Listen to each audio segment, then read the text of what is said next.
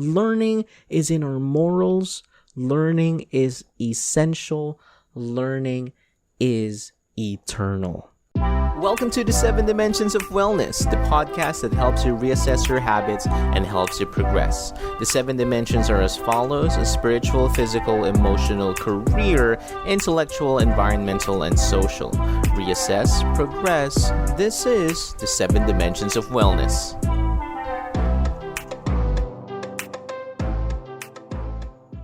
Welcome back to the 7 Dimensions of Wellness. Tonight's dimension is spiritual. This is all about finding your value. Let me preface this episode by saying I will not focus on religion. I'll focus on the accumulated knowledge and wisdom that I've gained over the past few years. These are some of the lessons that I've learned as an employee, follower, teacher, and a big brother. Religion and spirituality are topics often considered to be sensitive. I encourage the listeners of this episode to be mindful and respectful for what I have to say. In the last episode, I talked about how I quit drinking. I mentioned that I had my relapses. Eliminating a bad habit is challenging. I talk about how reflecting, gaining perspective, and being accountable were the ingredients that helped me out. Now, I am going to speak in Filipino because I'm doing this in one take, but I'll do my best to try and translate it in English. Ngayon, bago magsimula ng episode, try muna natin mag-reflect. Okay, let's try and reflect before we start the episode. Ano ba yung why natin? Why are we doing something in the first place? Why do we want to have it? Friedrich Nietzsche's words echoed in my head. He who has a why can endure any how. I have to know my why. I have to dream big. Dude, I have to dream ridiculously big. Kung familiar kayo sa law of attraction, isa to sa mga aspeto. It's one of the many aspects of how the law of attraction works. Positive thoughts attract positive results. May pangarap ka. Ngayon, kung ano man yung paraan na gagawin mo para maabot yung pangarap na to, kayanin mo. You need to have faith. We have to go back to ancient philosophy. I'm going to heavily reference philosophy and philosophers because they have dedicated their life studying, advocating, and embodying what they teach. They practice what they preach. They walk the talk. So let's gain some perspective. Aristotle is a highly well-known Greek philosopher. His main teaching was the systematic concept of logic. In his time in Lyceum, I really cannot pronounce the Greek word, he then added that philosophy and logic play a key role in education. Seneca is a famous Roman philosopher. His name is synonymous with Stoicism. The point of the philosophy is to become a better person. This is done by actively practicing a lifelong education that they have read and learned, giving way to one of his famous quotations: men learn as they teach. So how does religion come into play? Yeah, how does religion come into play in all of this? Think of it this way. In Buddhism, Buddhist teaching contains 3 major points: discipline, meditation, and wisdom. Meditation helps us to develop concentration and calmness. In my religion, Christianity, Jesus' teaching contains loving our neighbor, respecting others, and reflecting. Reflection gives us insight into our own thoughts. Now, both meditation and reflection help us tap into our strengths and weaknesses. Okay, we already dive into philosophy. We already dive into religion. Now, how does science come into play into this? How does science come into play?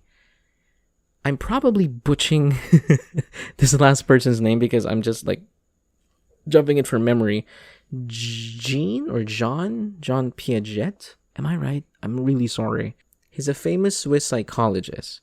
He was curious about how adults acquire the ability to think logically, and his fundamental assumption that our environment has a primary influence, giving emphasis on the nature versus nurture argument. So, Paul, I get it. Okay, we got philosophy, religion, and then science. So how can we make something out of all of this? What's the meaning in all of these? Think of it this way. We want to learn something. We want to become a better person. Logic is important in education. Our environment can affect us. It's what we see. It's what we do. It's what we hear. It can possibly loosen our grip of our why. So we meditate and reflect to regain our purpose. All signs point to yes. Okay? All signs point to yes. Learning is in our morals. Learning is essential. Learning is eternal. Now, let's be accountable. Finally, jeez, where do I begin? Reflect. Here are some of the questions you can ponder on. Okay? What do I want to learn? What type of skill is it? Why do I want to learn it? Is it a hard skill or a soft skill? Is it for a specific task or social competency? That's why I highly suggest you start journaling. Some of these can be too much to remember. There's something about looking at what you wrote and being reminded of why you need to do it. It can also make room for objectifying the task and goals that you have in mind. It's a really good habit that I've been suggesting all throughout my episodes. After reflecting, gain perspective. What are the resources that I'll need? Is it accessible online or on site? How do I want to learn it? Is it lecture-based or activity-based? Is it by group or by myself? That's why I highly suggest you start reflecting. Identify what type of learner are you. Are you a visual learner, auditory learner, or a kinesthetic learner? Be aware of your strengths and weaknesses. What learning approach worked for you? Lastly, be accountable. When do I want to start learning? Is it on weekdays or weekends? Is it actionable within 5 minutes or is it going to take a while? Where do I want to do the learning? Is it in a private or public space? Is it in a quiet or noisy environment? That's why I highly suggest you start being honest with yourself. Write only what you can do. Eliminate any vague sentences as you journal. Quantify the time you'll be spending in learning and applying the knowledge you've gained. Reflect, gain perspective, be accountable. We practice independence for us to be stable. It's never too late to learn.